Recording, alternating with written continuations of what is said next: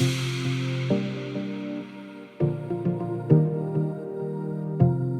Shirlene Willis with the Opal Group at the HR Leadership and Wellness Executive Summit, and I'm very excited to be joined by Ms. Fran Bishop, CEO and founder of Aerobodies, Inc.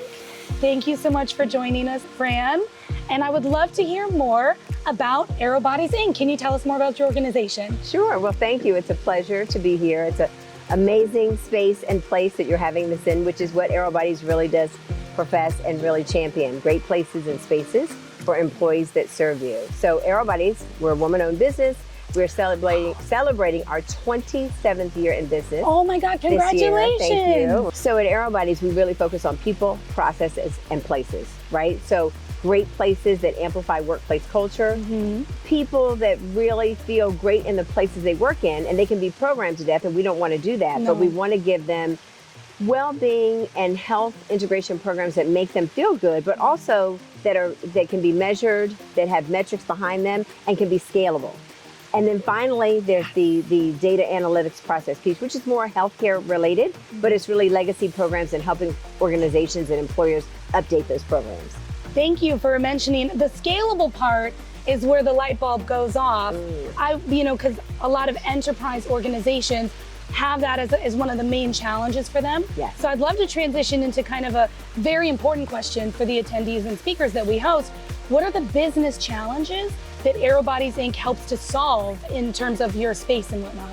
Sure, great question. So, again, when it comes to finding great talent, retaining great talent, and ensuring that talent is not burnt out, overworked, stressed out, and looking for another opportunity, you really do have to bring the best of it to your employee workforce. You need to bring the best programs. You need to make sure that people feel that their benefit structure is really rewarding them and compensating them the way that they see fit, and also that there's opportunity for growth and scaling within their career. They can see the upside within the organization.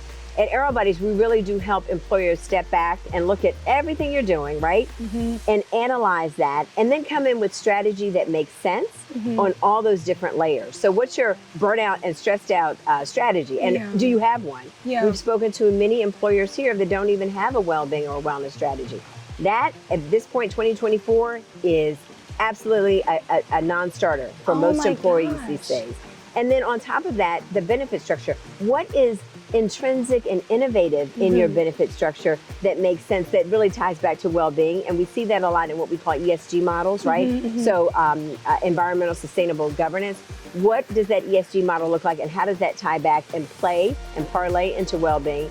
And then finally, when it comes to the structure and rolling those things out so that they're scalable and there's metrics behind them, how are you going to actually measure that year over year, month over month, quarter over quarter? So again, you can not only see the benefits, but the employees can, and everybody's kind of celebrating together. Before we get to the future trends, my innovation popped into my head when you were talking. Are executives aware that they should be looking for innovation within wellness in the workplace, but they're just not there yet? Where do they stand on the innovation meter? I know it's a bonus question, but what do you think about that? I think there's two components to that. So first off, leaders need to show that they even care about it. Because it's one thing to not be able to invest in it because you don't really have the money or the budget, which you can explain to your workforce, right, and communicate correctly in your messaging.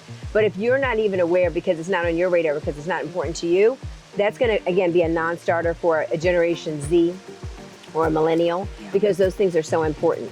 So first and foremost, I say put the oxygen mask on self first. Figure out where those things are missing and how you improve them. And then secondly, on top of that, it's where do we put this and where does this align within our organizational structure? If you're not aware of the fact that you're not investing in more innovation, start to bring in either consultants and Aerobodies, or bring somebody on your team that can help focus on, like a chief well-being officer or someone like that, to start to look at some of the innovative operatives that you can bring in to, again, uplift your workforce. Oh, I have another bonus question. How necessary is it for organizations and leaders in HR and wellness to have an outside lens and bring that in to discover and understand where are those gaps? Yeah. Well, I'm a little biased, right? Of course. Most companies, to be honest, cannot afford someone like a chief well-being officer. A chief well-being officer is just like a CEO or a CLO or a CHRO, right? So those terms we've known for years, but a chief well-being officer, I look at it kind of in infancy, kind of like when we started Aerobodies in the 90s. You know, corporate wellness was in infancy. Not everybody had it. It was really companies that had that discretionary income and had the spend and could do it. So having an outside lens that doesn't necessarily have to go into a W-2 is much more affordable.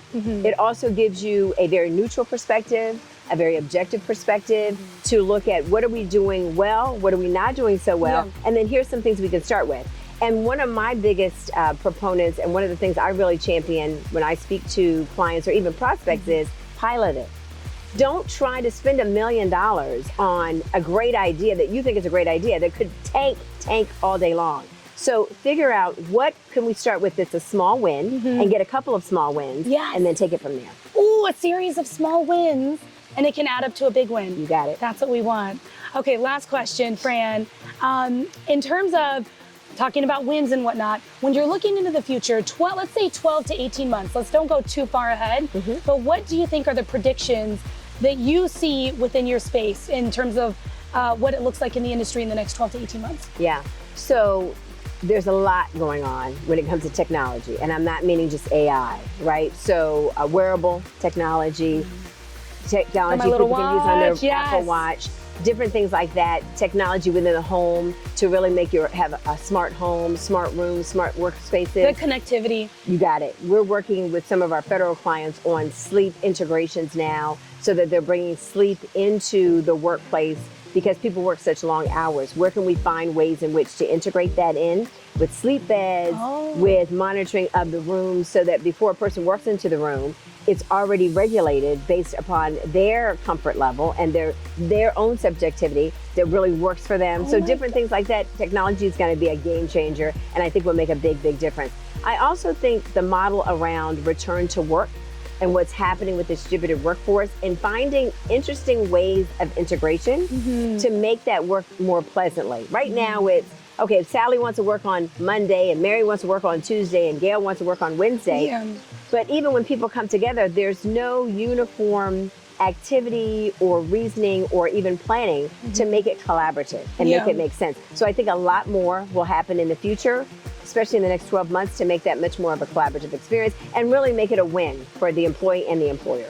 Well, I'm so excited. You have lots of information. I've got like keywords buzzing in my head. I'm ping-ponging a little bit, and we could talk more, but I also want to make sure to get you back in action, talking with the executives that we have here at the HR Wellness and HR Leadership and Wellness Executive Summit. So thank you so much, Fran, for joining us. Absolutely, it's been a pleasure. And thank you for your support, and I can't wait to talk to you again in 12 to 18 months and talk more about the technology. Thank you, and thank you for a great summit. I've really enjoyed it. Thank you, Fran.